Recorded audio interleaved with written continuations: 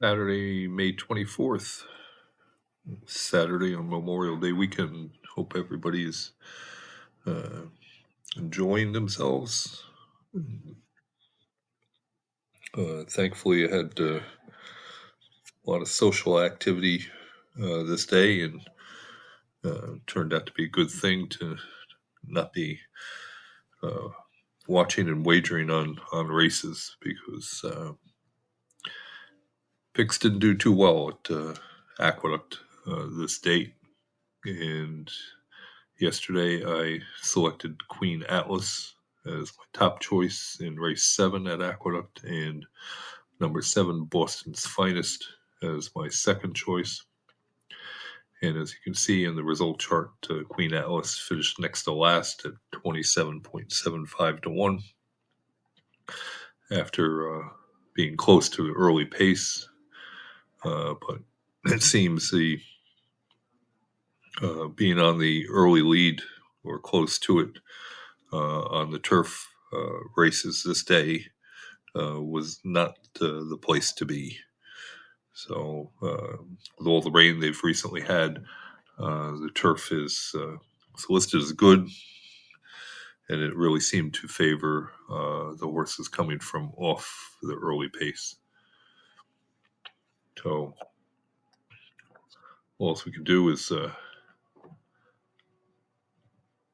take the $6 loss on the bankroll and again, the wager is always 1.5% of what's in the bankroll, and lucky enough to cash a ticket, 7% of the profit goes into the piggy bank, the far right column. Reviewing the Aqueduct card for my picks, race 1 was the highlight of the day. With my second choice, Fast Kimmy, won paying $16.20. And my third choice ran second, and the exacta was $42 for a dollar. That was easily the best payout from my selections this day. In race 3, my second choice, Palace Boss, won paying $5.80. Race 4, that was off the turf, and the number 2 entry was scratched, so that left my picks as being 5-7-1. And it came in 157. So my third choice, the number 1 entry, won the race paying $4.60. The trifecta was nothing at $8.50 for 50 cents.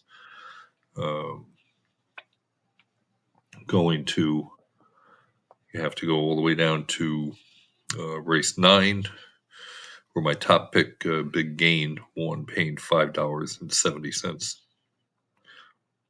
And just as a side note, race 11 was taken off the turf, and all 4 of my off the turf selections were scratched, which is probably just as well the way this day went.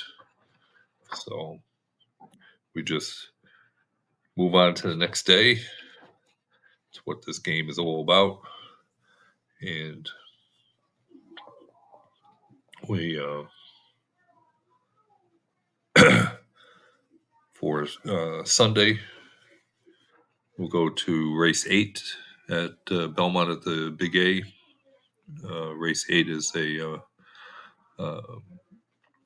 mile and an eighth on the turf for 3-year-olds and up, claiming price of $35,000. Non-winners 2 lifetime. And my top pick will be number 6, Kick a Buck.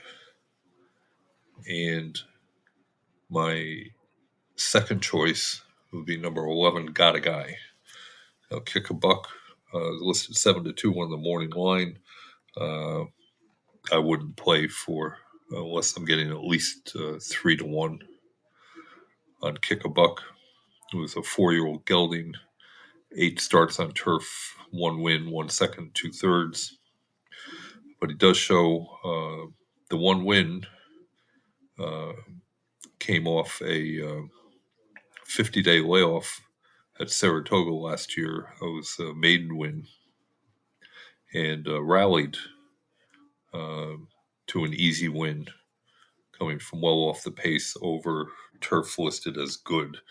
So that's one of the key factors right there, is that this gelding showed that he likes non-firm turf.